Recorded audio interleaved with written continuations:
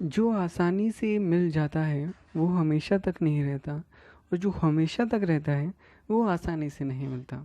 तो इसलिए पढ़ना तो पड़ेगा। ठीक है। ओम धन्वंतरी। तो अब हम आयुर्वेद के इतिहास का सेकंड पार्ट पढ़ रहे हैं। यहाँ पे आ रहा है माधव निदान। माधव निदान को आप रोग चित विनिश्चय भी कहते हैं। इसके राइटर है माधवकर, पिता का नाम है चंद्रक, इनका काल है 7th सेंचुरी एडी। जो माधव निदान है उन्होंने चरक, सुश्रुत, वाग्भट के जो मूल श्लोक हैं उनको अलग करके उन्होंने अपना ही एक ग्रंथ बना दिया, जैसे माधव निदान, जिसमें वो केवल निदान, लक्षण एवं संप्राप्ति ही उसमें मिलती है। और उन्होंने दूसरा ग्रंथ भी लिखा माधव चिकित्सित, जिसमें वो केवल चिकित्सा उसमें मिलती है। ठीक है। तो मतलब अगर किसी पर्सन को अगर सारा ज्ञान लेना है माधव निदान का, तो उसको इन दोनों ही ग्रंथों को पढ़ना पड़ेगा। इस पे संस्कृत टीका भी लिखी गई है जिसका नाम है मधुकोश टीका। इसे दो लोगों ने रचना किया है, विजय रक्षित एवं श्रीकंठ दत्त। ये गुरु शिष्य थे। इन दोनों का काल 12th सेंचुरी एडी है। विजय रक्षित ने पहला पार्ट लिखा अश्मरी निदान तक, और श्रीकंठ दत्त ने उसका दूसरा भाग लिखा अश्मरी निदान के पश्चात। अगली टीका है आतंक दर्पण। आतंक अगर आपको याद हो तो वो एक रोग का पर्याय भी है। आतंक दर्पण के जो टीकाकार हैं वो हैं वाचस्पति, जिनका काल है 14th सेंचुरी एडी। अगली टीका है माधव निदान टिप्पणी। इसके टीकाकार हैं भाव मिश्र और इनका काल है 16th सेंचुरी एडी। अगली टीका है सिद्धांत चिंतामणि, इसे आप सिद्धांत चंद्रिका भी कह सकते हैं, और इनके टीकाकार हैं नरसिंह कविराज और इनका काल है 17th सेंचुरी एडी। अगली जो टीका है वो है सर्वांग सुंदरी। इनके टीकाकार हैं लाल चंद्र वैद्य, इनका काल है 20th सेंचुरी एडी। अगली टीका है हमारी वैद्य मनोरमा। इनके टीकाकार हैं रामकृष्ण भट्ट और इनका काल है 20th सेंचुरी एडी।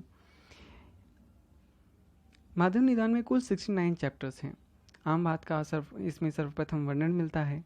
आम वात, मेदो रोग, शलीपद, मसूरिका, शीतपित्त, उदर्द एवं कोट, मतलब उदर्द और कोट एक ही चीज़ है, परिणाम शूल, अंद्रव शूल के लिए स्वतंत्र अध्याय का वर्णन मिलता है। स्त्री रोगों का वर्णन अलग से 6 चैप्टर में किया है। वह इस प्रकार से हैं: योनि व्यापद, योनि कंद, असृगदर, सूती का रोग, स्तन्य दुष्टि एवं स्तनोरोग। अगली संहिता हमारे पास आती है शारंगधर संहिता। इसके राइटर आचार्य सारंगधर। इनके पिता का नाम है दामोदर और इनका काल है 13th सेंचुरी। दामोदर अगर आपको याद हो तो इन्होंने अष्टांग हृदय पर संकेत मंजरी भी लिखी थी। शारंगधर संहिता मध्यकाल की सबसे फेमस संहिता है और मध्यकाल का एरा कौन सा था? 8 to 16th सेंचुरी एडी। इसमें कुल 32 चैप्टर मिलते हैं, 32 चैप्टर्स, जो 3 खंड में विभाजित हैं, पूर्व, मध्य एवं उत्तर। पूर्व में 7 चैप्टर्स हैं, मध्य में 12 चैप्टर्स हैं, उत्तर में 13 चैप्टर्स हैं। इसमें कुल आपको 2600 श्लोक मिलते हैं। इसमें कुल श्लोक कितने हैं? 2600, 2600। अब इसकी टीका के बारे में बात करते हैं। इसकी पहली टीका है गुणार्थ दीपिका, जिसके टीकाकार हैं बोपदेव और इनका काल है 13th सेंचुरी एडी। अगली टीका है हमारी जो इम्पॉर्टेंट है वो है दीपिका। इसके टीकाकार हैं आडमल और इनका काल है 14th सेंचुरी एडी। अगली टीका है गुणार्थ दीपिका, मतलब 17th सेंचुरी में एक और टीका लिखी गई थी जिसका नाम भी वही था जो 13th सेंचुरी में लिखी गई थी, वो है गुणार्थ दीपिका, पर इसके राइटर अलग हैं। इनके राइटर हैं काशीराम। ठीक है। अगली टीका है गुणांत दीपिका, इसे आयुर्वेद दीपिका भी कह सकते हैं, और इनके टीकाकार हैं रुद्र भट्ट और इनका काल है 17th सेंचुरी एडी। इसमें नाड़ी परीक्षा का सर्वप्रथम वर्णन मिलता है। श्वास प्रश्वास क्रिया का सर्वप्रथम वर्णन मिलता है। भैषज्य कल्पना की आधारभूत संहिता है ये। इसमें यमदंष्ट्रा काल का भी वर्णन मिलता है। यमदंष्ट्रा काल क्या होता है? कार्तिक माह के आखिरी के 8 दिन और माघ शीर्ष के पहले 8 दिन, ये दोनों मिलाकर बनते हैं आपके यमदंष्ट्रा। अगली जो हमारी संहिता आती है वह है भाव प्रकाश। भाव प्रकाश 16th सेंचुरी का है। ठीक है। इसके राइटर हैं भाव मिश्र, पिता का नाम है लटकन मिश्र। यह 3 खंड में है, पूर्व, मध्य एवं उत्तर। इसमें कुल 80 चैप्टर्स हैं। इसकी जो टीका है, 2 टीका हैं यहाँ पे, सद्यवैद्य सिद्धांत रत्नाकर जिनके टीकाकार हैं जयदेव, और सर्व निघंटु सर्वस्व टीका जिनके टीकाकार हैं राधा कृष्ण। इनकी कुछ स्पेशलिटी भी हैं, जैसे फिरंग रोग का सर्वप्रथम वर्णन किया है इन्होंने। चिकित्सा में रस कर्पूर एंड चोप चीनी अर्थात दीपांतर वचा का सर्वप्रथम वर्णन आता है। स्वतंत्र अध्याय में सोम रोग, मूत्रातिसार, शैया मूत्र एवं शीतला, शीतला का अर्थ होता है मीजल्स, इसे आप मसूरिका भी कह सकते हैं, तो शीतला रोग का वर्णन मिलता है। वात व्याधि का इसमें स्वतंत्र अध्याय है, पर वात व्याधि की तरह पित्त व्याधि एवं श्लेष्म व्याधि का भी स्वतंत्र अध्याय में वर्णन मिलता है। पारसी की वाणी एवं चौपचीनी, अभी हमने पढ़ा था चौपचीनी अर्थात दीपांतर वचा का सर्वप्रथम वर्णन मिलता है। ऋतु हथकी का वर्णन इसमें मिलता है। मेदु रोग के पश्चात काश्य रोगों का स्वतंत्र अध्याय में वर्णन मिलता है। भाव प्रकाश निघंटु को हरित के आदि निघंटु भी कहा जाता है। मोस्ट इंपॉर्टेंट निघंटु है ये। स्त्रियों में आर्त को सप्तम धातु माना है इन्होंने और शुक्र को अष्टम धातु। फिर नेक्स्ट आती है भील संहिता। भील संहिता का काल है 10th सेंचुरी BC। इसके लेखक हैं आचार्य भील। इनके उपदेष्टा है पुनर्वसु आत्रेय। इनके प्रति संस्कृता है वो है 7th सेंचुरी AD के। इसमें कुल स्थान है 8, कुल अध्याय हैं 120 अध्याय में से 107 अवेलेबल हैं। ठीक है। फिर आता है भील ने मन का स्थान शिरह एवं तालु प्रदेश के मध्य माना है। इनके लिए इन्होंने श्लोक दिया है, शिरह तालवे इंद्रिय गतम परम मनः। आलोचक पित्त को 2 भागों में माना है इन्होंने, एक है चक्षुर्वैशेषिक एवं बुद्धिर्वैशेषिक। चक्षु वैशेषिक का स्थान इन्होंने चक्षु बताया है, बुद्धि वैशेषिक का स्थान इन्होंने भ्रू मध्य श्रृंगाटक बताया है, जिसको हम पीने ग्लैंड से भी कोरिलेट कर सकते। अर्श प्रकरण में 43 पत्र वटिका नाम से प्राणदा गुटिका का वर्णन आया है। अर्थात अगर 43 पत्र वटिका आती है तो इसका रोगाधिकार होगा अर्श, और प्राणदा गुटिका आती है तो इसका भी रोगाधिकार होगा अर्श। ठीक है। तो जनपदोध्वंस का वर्णन भील ने जनमार नाम से किया है। जनपदोध्वंस किसने माना है? चरक ने माना है। इसको जनमार किसने कहा? भील ने कहा। सुश्रुत क्या कहते हैं इसको? मरक। ठीक है। अब तंत्र की चिकित्सा में सूकनाश मृत का वर्णन आया है। 18 प्रकार के कुष्ठ माने हैं भील ने, 9 साध्य एवं 9 असाध्य। 3 तृष्णाओं की बात की गई है, प्राण, धन और धर्म। धन को वितृष्णा भी कहते हैं। प्रमेह प्रकरण में भस्मेह का वर्णन, जिसका कंपैरिजन क्षारमेह से हो सकता है, उन्होंने इनका वर्णन किया है। 7 दिव्यकाय, 7 मनुष्यकाय का वर्णन यहाँ पे मिलता है। भैषज चतुष्पाद में पहला स्थान इन्होंने भैषज को दिया है और आखिरी स्थान भीषक को, किंतु इन्होंने भीषक को चारों में प्रधान भी माना है। ज्वर के साथ पीटिका उत्पन्न होने पर उसे वातालिका रोग से वर्णन किया है। यह जो वातालिका पीटिका है, यह कक्षा, उरुमूल, पाणिपाद तल, कंठ, हृदय, वस्ती में उत्पन्न होती है। हृदय की आकृति पुंडरिक एवं कुंभिक फल सदृश होती है, ऐसा ही कहते हैं। महावायुर्विद्या का वर्णन इसमें मद्यपान करने से मधुमेह, तृष्णा एवं शोथ रोग नहीं का ऐसा मानना है। अधारण्य वेग इन्होंने 12 माने हैं और अधारण्य वेगों में इन्होंने पित्त वेग एवं कफ वेग का भी वर्णन किया है। पित्त वेग, कफ वेग, छर्दी वेग का धारण करने से त्वक दोष, ज्वर एवं शोथ होता है, भील ऐसा कहते हैं। इसमें आपको 10 प्राणायातन भी देखने को मिलेंगे। 10 प्राणायातन इसमें इस प्रकार हैं: त्रिदोष, त्रिमल, रक्त, शुक्र, स्तन्य एवं उष्मा का वर्णन इसमें आता है। 10 प्राणायातन आपको चरक सूत्र स्थान में भी देखने को मिलेंगे और चरक शाही स्थान में भी देखने को मिलेंगे। तो चरक सूत्र स्थान में जो 10 प्राणायातन है वो हैं 2 शंख, त्रिमर्म, कंठ, गुद, ओज, रक्त एवं शुक्र। चरक शरीर में 2 शंख की जगह मांस और नाभि मानी है और अष्टांग हृदय ने मांस की जगह जीवा का प्रयोग किया है। कटु विपाकी भोजन का नित्य सेवन करने के लिए कहते हैं।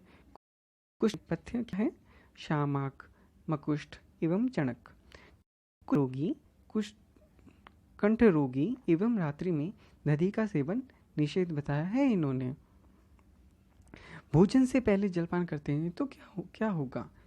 शरीर क्लेश होगा, मतलब जिन्हें पतला होना है वो भोजन से पहले जलपान करें। मध्य में जलपान करने से क्या होता है?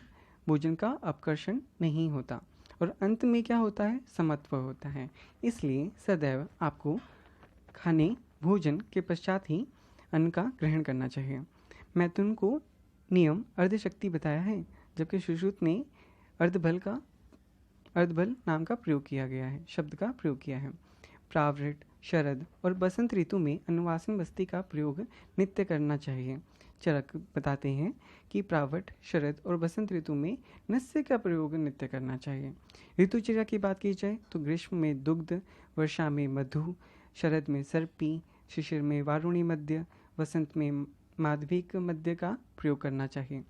चरक इसमें कहते हैं कि वर्षा में मधु का ही प्रयोग करना चाहिए और जितने बाकी सारे बताए गए हैं वो डिफरेंट बताए हैं चरक ने। स्वेदन की बात की जाए तो 8 प्रकार के स्वेदन होते हैं।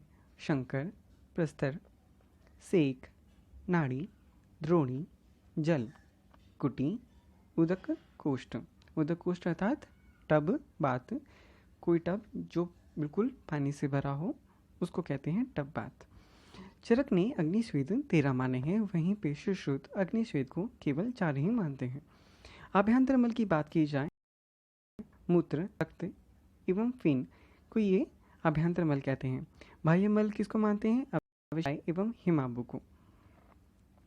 ब्रह्मचर्य में द्वैत कर्म अर्थात पालन न करने पर क्या होता है? पालन न करने पर, द्वैत कर्म करने पर पैतृक विकार की उत्पत्ति होती है। अब कुछ रोग की बात आती है। अगर वात रोग है तो आपको ग्रहण करना चाहिए, पित्त रोग है तो परिशोधन, कफ है तो प्रचंदन और सन्निपातज रोग है तो विरेचन कराना चाहिए। सभी दुग्ध को अभिसंधि मानते हैं तो इसलिए वो कहते हैं सभी दुग्ध को अभिसंधिकारक मानते हैं। विषम ज्वर के लिए स्वतंत्र अध्याय का वर्णन किया है इन्होंने। हृदय में चक्र का वर्णन किया है। नाभि में सोममंडल एवं सूर्यमंडल का वर्णन किया है। त्रिफला रसायन में भोजन से पूर्व आमलकी लेनी चाहिए, भोजन के बाद हरित की और जीर्ण होने पर विपित की। चरक कहते हैं कि भोजन से पूर्व विपित की लेनी चाहिए, भोजन के बाद आमलकी और जीर्ण होने पर हरित की।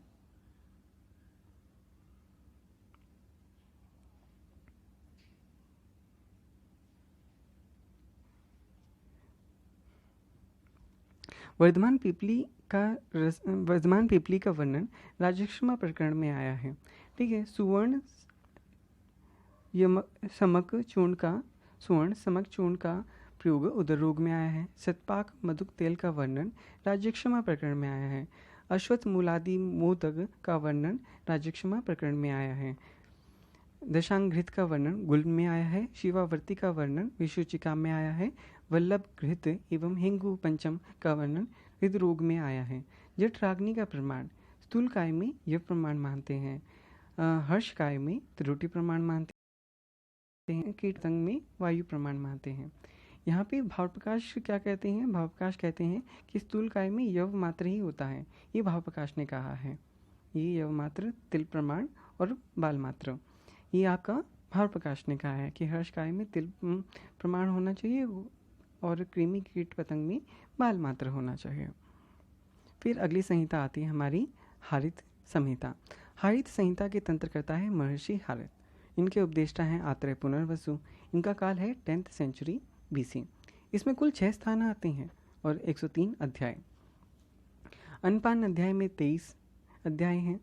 अरिष्ट में 9, अरिष्ट अन्नपान स्थान में 23 अध्याय हैं। अरिष्ट स्थान में 9 अध्याय हैं।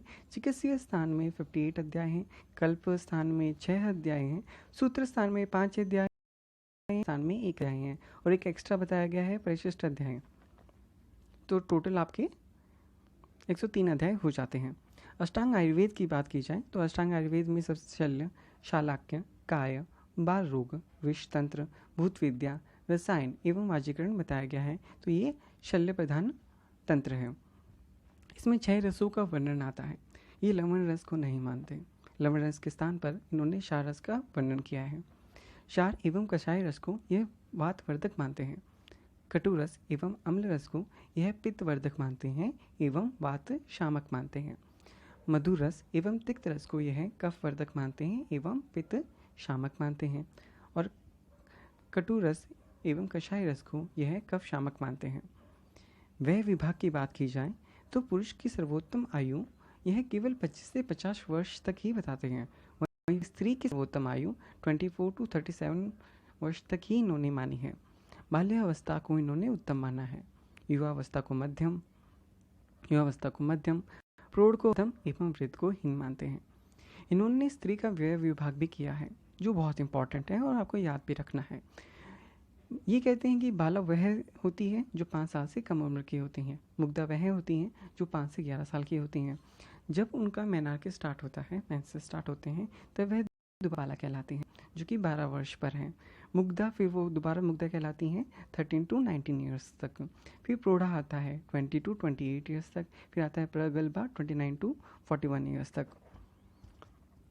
इन्होंने चिकित्सा के 8 भेद माने हैं: यंत्र, शस्त्र, शार, अग्नि, औषध, पथ्य, स्वेदन, मर्दन। 7 प्रकार के क्वाथ का भी बताते हैं: दीपन, पाचन, शमन, शोधन, तर्पण, क्लेदन एवं शोषण।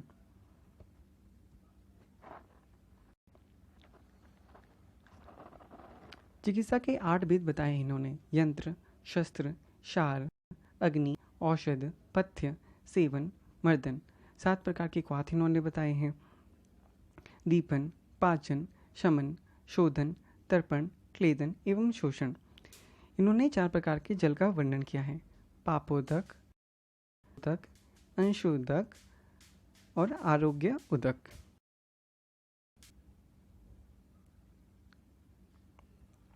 इन्होंने ऋतु के अनुसार दधि के गुण का वर्णन किया है। प्रमेह में तक्र में, ऋत में एवं खटिका प्रमेह का वर्णन किया है। अक्रियायाम ध्रुवो मृत्यु, क्रियायाम संशयो भवेत्। हरित 27/9 का ये रेफरेंस है। यह आया है जलोदर के लिए। इसका अर्थ क्या है? ये कहते हैं कि अगर आप चिकित्सा नहीं करोगे तो वह निश्चित ही रूप से मर जाएगा, पर अगर आप चिकित्सा करते हो तो उसमें पॉसिबिलिटी है कि वो ठीक हो जाए, पर संशय है, तो इसलिए चिकित्सा कर लेनी चाहिए। तो चरक ने यह किसके लिए कहा है? सन्निपातज उदर के लिए कहा है। सुश्रुत ने किसके लिए कहा है? अश्वमेरी के लिए कहा है। और वाग्भट ने कहा है अश्वमेरी एवं मूढ़गर्भ के लिए। हरित संहिता का दूसरा नाम है वैद्यक सर्वस्व। हरित संहिता में अंतरात्मा या आत्मा का स्थान कहाँ माना है? नासार्धेहि च भ्रूमध्येहि लीयते च अंतरात्मनः, अर्थात दोनों भ्रू के मध्य एवं नासा के अर्धभाग अंतरात्मा की स्थिति है। ठीक है, इसको हम पीनियल ग्लैंड से भी कंपेयर कर सकते हैं या फिर श्रृंगाटक मर्म से। चरक ने आत्मा और मन का स्थान हृदय माना है। हरित संहिता में मासानुमासिक गर्भ वृद्धि भी आती है। हम बाकी सब तो गर्भ वृद्धि याद कर लेते हैं, पर हरित संहिता की याद नहीं करती, इसलिए ये भी इम्पॉर्टेंट है। ये कहते हैं फर्स्ट डे पे क्या होता है? कलल होता है। 10th डे पे क्या होता है? शोणित बुधबुधा कारणम। 15th डे पे घन होता है। 20th डे पे मांस पिंड का होता है। 25th डे पे गर्भ पंचभूतात्मक होता है। ये इंपॉर्टेंट है। ठीक है, 25th डे पे क्या होता है? गर्भ पंचभूतात्मक होता है। 1 माह पे क्या होता है? पिंडस्य पिंड पंचतत्वम, पिंड रूप में पंचतत्व हो जाता है। 50th डे पर अंकुर उत्पत्ति होती है।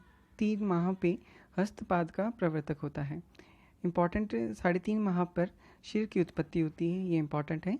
4 माह पर लोम संभव होता है, यह भी इम्पॉर्टेंट है। 5th माह पर सुजीवः मतलब आत्मा का प्रवेश होता है, यह भी इम्पॉर्टेंट है। ठीक है, 6th माह पर प्रस्फुरण होता है, यह भी इम्पॉर्टेंट है। 8th माह में अग्नि संयोग होता है, यह भी इम्पॉर्टेंट है। 9th माह में चेष्टा होती है। 10th मास पर गर्भास्य वैराग्य होता है। त्रिगुण एक मिनट। त्रिगुणात्मक शरीर किसे कहते हैं? जीव, मन और आकाश को कहते हैं। पंचमहाभूत में बताया है कि आकाश से जल की उत्पत्ति होती है, जल से पृथ्वी, पृथ्वी से तेज, तेज से तम की उत्पत्ति होती है, और आकाश प्रधान महाभूत है। 6 प्रकार की बंध्या का वर्णन यहाँ पे मिलता है। मोस्ट इंपॉर्टेंट बंध्या कौन सी है? काकबंध्या। काकबंध्या किसे कहते हैं? जिससे पहले संतान तो हो जाती है, पर दूसरी संतान उसे 6 वर्ष तक अगर ना हो तो वह काकबंध्या कहलाती है। गुगलू सेवन के लिए उन्होंने अधम 7 डेज बताया है, मध्यम 14 डेज बताया है, और श्रेष्ठ उन्होंने 21 डेज के लिए कहा है। तो इसका नेक्स्ट पार्ट हम अगले वीडियो में पढ़ेंगे, पार्ट 3। ये हमारा पार्ट 2 खत्म होता है। Thank you.